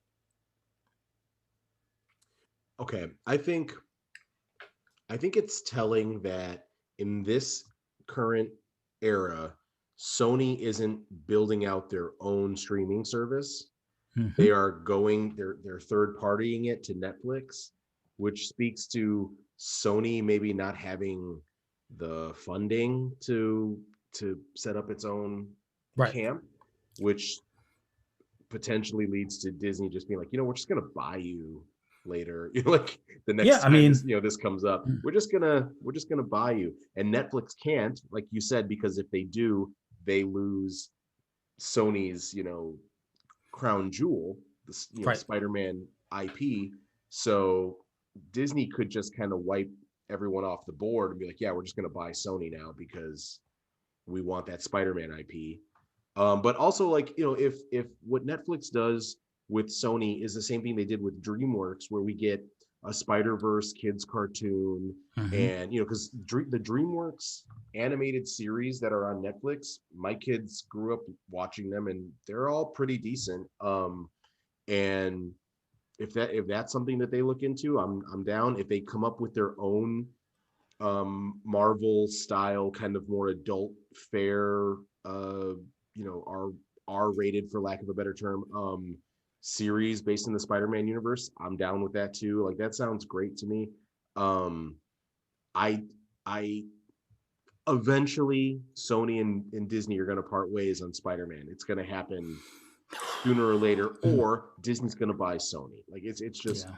it's going to happen sooner or later. I kind of have a feeling that when it does happen, Tom Holland won't be Spider-Man anymore, and it'll be like almost a clean break. Because yeah, I don't see Tom Holland playing Spider-Man, 5 years from now if Sony isn't working with Marvel anymore. So, Interesting. I mean, I see Tom Holland. I mean, I know he's technically like 24, 25, but like he could play Spider-Man for another 5 to 10 years easily. Yes, he Um, could. and there was a rumor a while back about them trying to expand the franchise into both Tom Holland Spider-Man and Miles Morales Spider-Man. And I think that if they had a good relationship with Marvel would be in a position to push both of those simultaneously, which would be beneficial for Sony. Yes. But now that Netflix is involved, I could see them being in Sony's ear and saying, you could totally do that here. Like we have a good relationship with Black creators. You could do a Miles Morales thing here, and there wouldn't be an issue.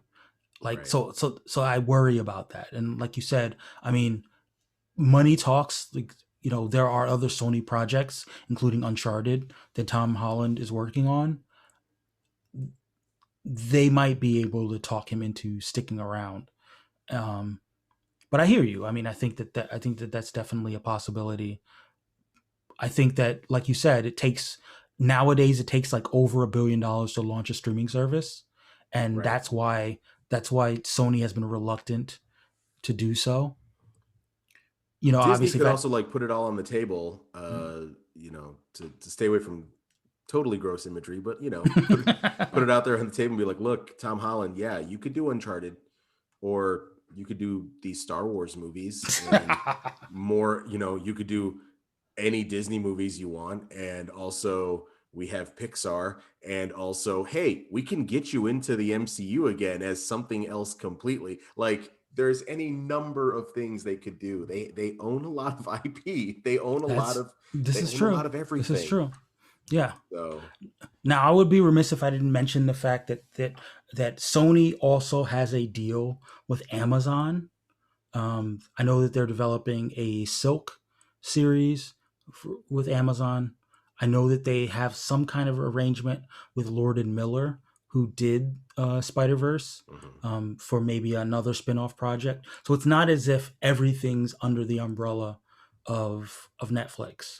They still need to contend with the 800-pound gorilla that is Amazon. So we stay tuned ultimately to see where the story goes. But I did think it was a pretty big story, and it's the kind of thing that we should talk about. yeah. Slightly less interesting, but still worth talking about. Kia, have you seen Hamilton? Not on purpose. Wow. Wow. All right. Shots Well, fired. I mean, shots fired at Hamilton, but I love Hamilton. Are you familiar with Cookie? Are you familiar with the actress Renee Elise Goldsberry? Not on purpose. Well, she would be known from Hamilton. She was cast this week to play alongside Tatiana Maslany in the upcoming She-Hulk series. Oh. Her character has not been named yet. There have been some rumors about the possibility she might be playing a Skrull, but it has not been confirmed. But she's extremely talented. You might have also seen her on things like Girls Forever, on a show on Peacock. She's won a number of awards through her Hamilton. She was also on Altered Carbon, the movie Waves, Zoe's Extraordinary Playlist. So yeah, she's a bit of I won't say she's a heavy hitter, but she's got a thing behind her, and she's been cast. Like I said, I don't know exactly what character she's playing, but stay tuned in that respect. As far as like who she might be playing. Kia, do you have any additional thoughts about Renee Elise Goldsberry? No, nothing. that Nothing is at fair. all. She's older than I realized she No. was. Yes, she is a little older than I thought she was, but I'm not mad at it. No, I am. absolutely not. And the final news story, you guys got to help me out. Final? The final news story: Bodhi Sabongi, 13-year-old actor. His father also played on the Flash series. He has been cast in a role, an undetermined role, in Black Adam. He will be playing a quote unquote key role in Black Adam. Do you have any So thoughts? the news is that we don't know what he's going to be playing in Black Adam. Yes, but he's been cast. He's a young Thank child. you, Mike. Thank you so much, Mike, for sharing. Thank you. He's a 13-year-old Canadian American actor and activist of Egyptian heritage. He's been on Legends of Tomorrow, A Million Little Things, and The Babysitter's Club, as well as the Netflix feature The Main Event. He is, I believe, the only Middle East actor of Middle Eastern descent, known actor of Middle Eastern descent that's been cast in the Black Adam movie, where, of course, he's a Middle Eastern character. But we don't know who he's going to be playing. We don't think he's going to be playing the young version of Black Adam, but I mean, that would be one direction that they could go. Do you have any thoughts, Kia?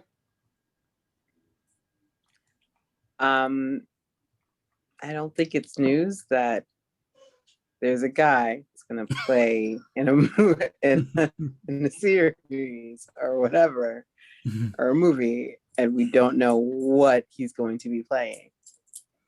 Fair enough. Fair enough.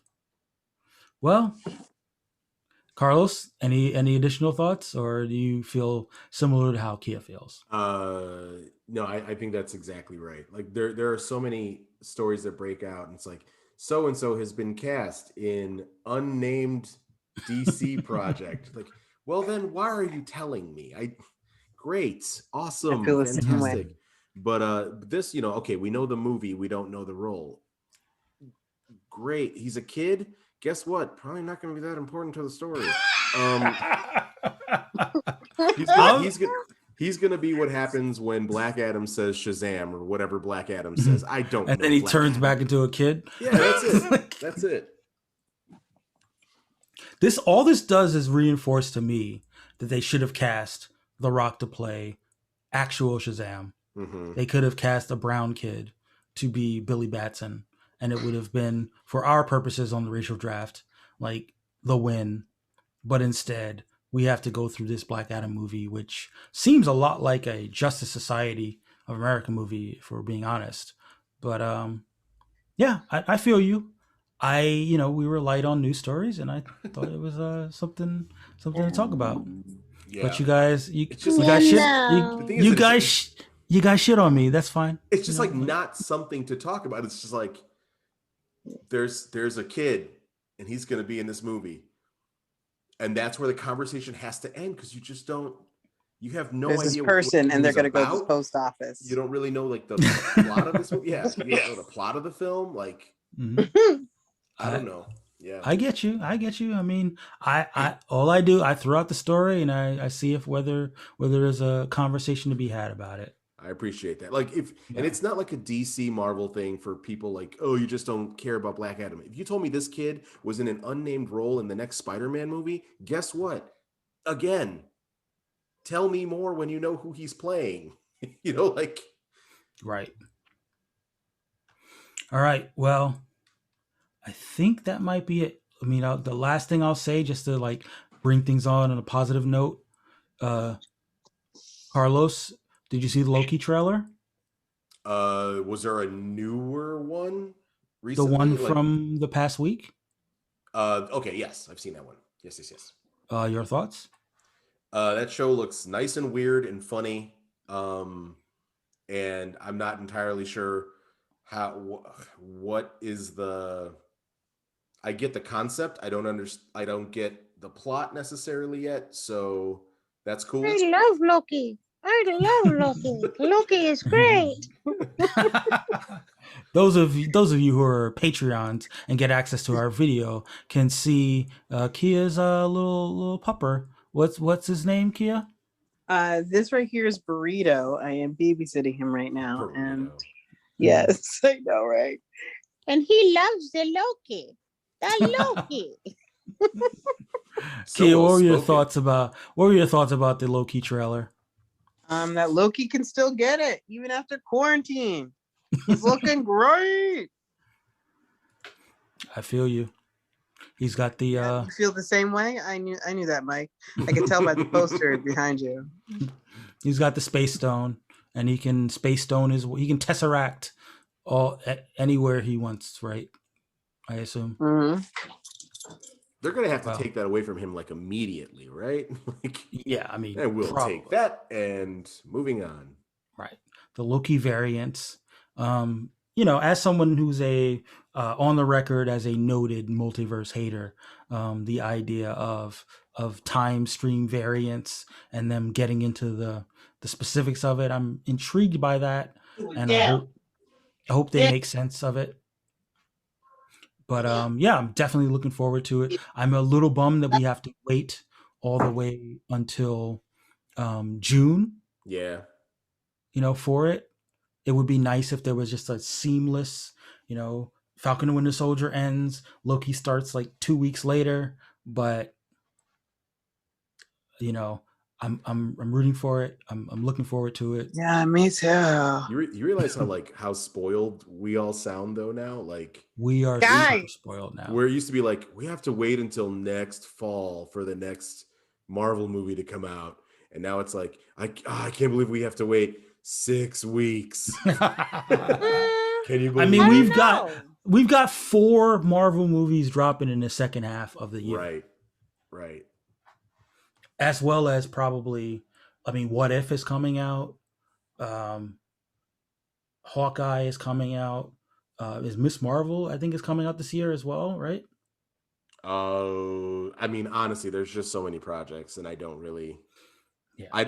I stopped keeping track of projects when they kept moving stuff around. I was like, you know what? When it comes out, just let me know. I'll be there. I'm there. Yeah.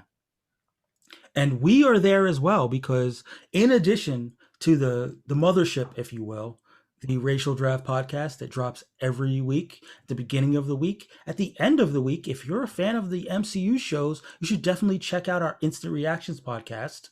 We're currently in the throes of the Winter Falcon.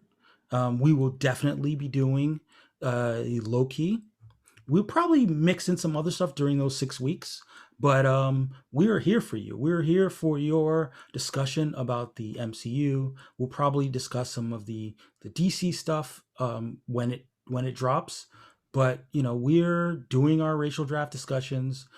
You can find us on social media. You can find us at racial.draft on Instagram, Racial Draft Pod on Twitter, Racial Draft on Facebook. Holler at us. Clubhouse, right? There's a Racial Draft thing happening there.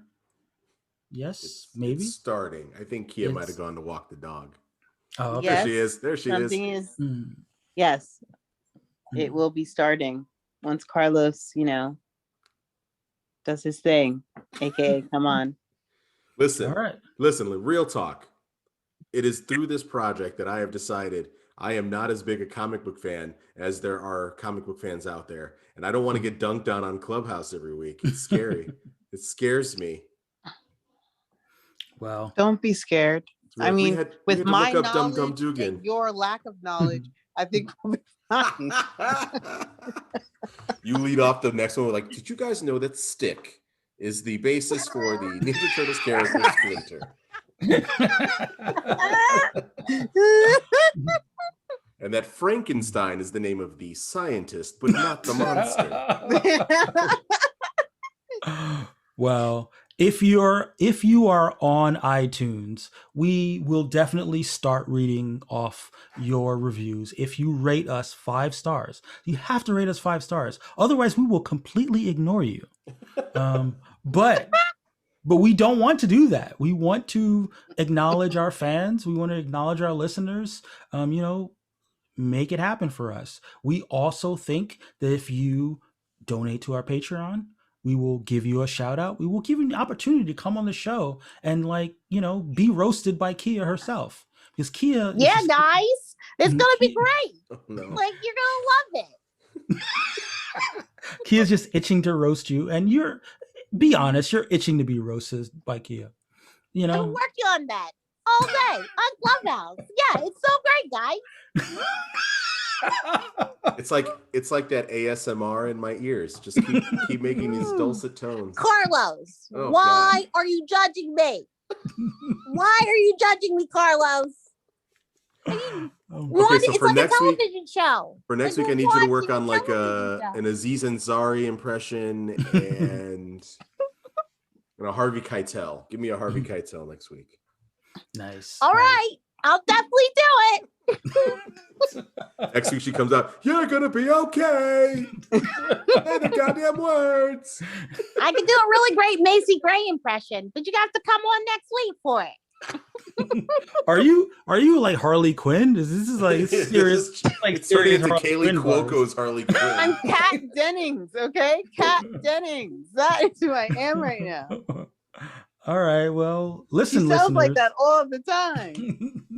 I am only paying attention to the way she looks. I'm never listening to the way she sounds, and I understand how that makes me look and sound. But I gotta. You be watched her in WandaVision. I did watch her. I may or may not have seen Nick and Nora's Infinite Playlist in theaters. So actually, no, this is actually a great story. It was me and my boy. We were like, okay, we can see one of 2 movies: Frost Nixon or Nick and Nora's Infinite Playlist. And I was like, sure, he was gonna say Frost Nixon, and we end up in Nick and Nora's. And I'm like, okay, I guess we're gonna watch this. And 5 minutes in, I'm like, you know what? This is just like not gonna be the movie for me. And he's like, all right, let's get up. He gets up, his cell phone drops out, and it was before iPhone, so it was like a cell phone that had a Nokia that had like pieces, falls into separate pieces that we hear go spraying all across the floor, like down the theater. So now we have to wait for the lights to come up to find all of the pieces to his phone. And therefore, I had to sit through Nick and Nora's Infinite Playlist in a theater while Frost Nixon was going on just the next theater next to us. And then I loved the movie. Nice. I love He's that like, I love movie. this so much. It's on DVD. It's on Netflix. I don't need to. See? Oh, okay. So- But wait, what if they take it off? Yeah, I know. It's just a risk I'm willing to take. It's probably not there now, honestly. Yeah. Mm. So, listeners, if you want more stories like this, More compelling. continue to narratives. listen to the Racial Draft podcast. Again, as I often say, if this is your first episode, I apologize. We might But- mean it this week. Yeah. We're really sorry. But come on back. We will do better next week. We sort of promise. We cannot do worse. Exactly. We will talk again about the supplemental draft. We will give you scores in our fantasy comics league scoring system. You will find out whether the multiracial delegation has overtaken the Latinx delegation or whether Carlos will come back on and flex on us. Jason Todd coming through. Jason Todd coming through with hard in the paint. You will find out. You will find out if the Native American Carlos, delegation. flexing. Still great. You will find out if the Native American delegation rides another symbiote to a second place finish and leapfrog some of the other delegations. You always should finish first.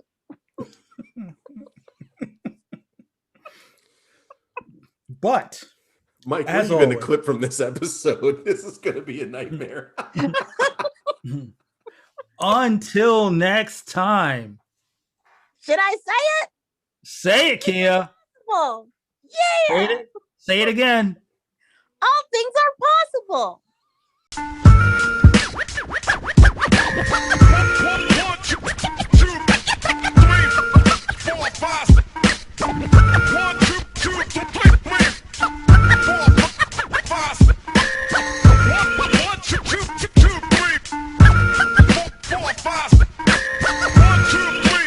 5,